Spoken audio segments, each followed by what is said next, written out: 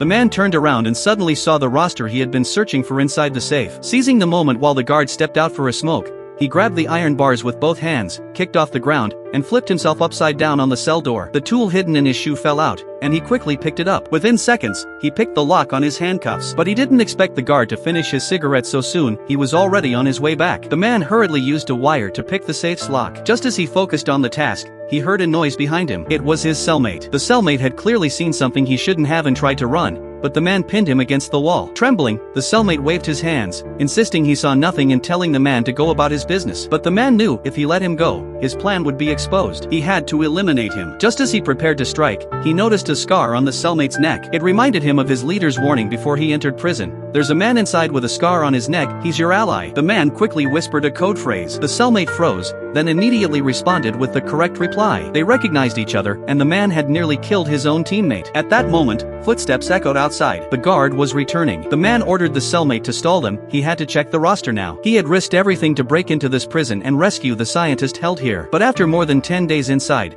he still hadn't found even a trace of the expert. He needed proof the man was still here. As the guard approached, the cellmate stepped forward, grinning and begging for a cigarette. Suspicious, the guard ignored him and marched straight toward the cell. Meanwhile, the man finally opened the safe. The roster was too thick, he couldn't search it fast enough. With the guard closing in, the cellmate panicked, grabbing the guard's leg and joking, "No cigarette, no passage." Annoyed, the guard tossed him a smoke. But now the cellmate had no excuse to keep blocking him. He braced himself. If words failed, he'd fight. Just then, the man found the critical page. The scientist was locked in the deepest underground cell. "No wonder I couldn't find him. They hid him in the most secure level." He shut the roster just as the guard reached the door. Luckily, the man moved like lightning, slipping back into position before he was caught. Now he knew where the expert was, but his cellmate's next words chilled him. The underground cells were a restricted zone. Even veterans who'd been here 4 or 5 years had never entered. The security details were unknown. A rescue seemed impossible, but the man had no choice. He'd come this far, he had to try. Do you think he'll succeed?